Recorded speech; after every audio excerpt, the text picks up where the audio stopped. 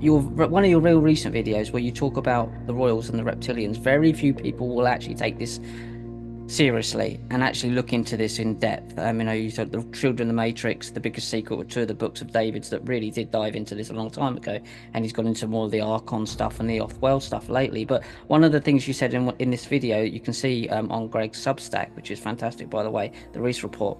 You said one of the most monstrous families on Earth. That's what you called the British Royals. Now, what did you mean by that, really? Well, if you take out the reptilian factor, which I don't think is that strange. When I got into, like I said, the Richard Hoagland moon thing was what really triggered me. But what got me there was aliens. Before I got into any of the stuff, I was studying aliens, which is probably, I think, the most important subject. And one of the giveaways is that it's so full of disinformation, very calculated, expensive disinformation has been invested into that subject. That should tell you all you need to know. But take away the reptilian part of it and just focus on the facts of what we know in the public. I mean, they are one of the most monstrous families there are, with the pedophilia, with their association with Top of the Pops guy. I can't think of his name right now. Savile. I mean, and there was more. I think the reason I said that when I wrote it was because I started looking into it, and I was like trying to find more dirt on them. And then I found a couple other stories that I haven't heard before that I was like, well, I mean, that's an easy thing to say. And it's very interesting too, because the queen was such a, cartoon of like a sweet old lady, at least in her old age, so it's just very, I remember when I first read that she was a shape-shifting reptilian. It's like when I read these things, it's like, I don't necessarily doubt them. I don't have a wall that comes up and says that's impossible, but I do have the natural, reaction of like, that's crazy. It's just wild.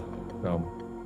But then you like myself, you go, I want to know more, instead of that's just nonsense. Some of the things about Savile alone here, what people don't know, like obviously he was very close to the royals. He was given the most excellent order of the British Empire in 1971.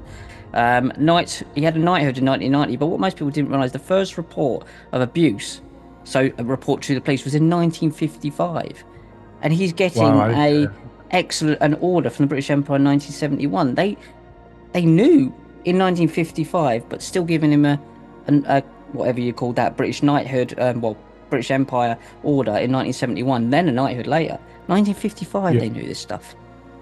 Yeah, and I think what a lot of people are getting wrong is they're not perverts, and I think that's an easy thing to realize.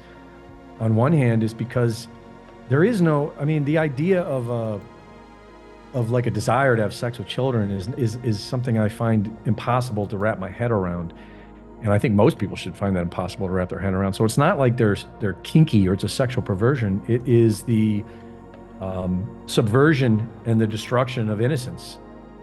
And there's a lot of things. It's not just blackmail either. That's another short-sighted thing. I think the most obvious thing is it's part of the mind control. It's part of the trauma-based mind control to traumatize them as a child.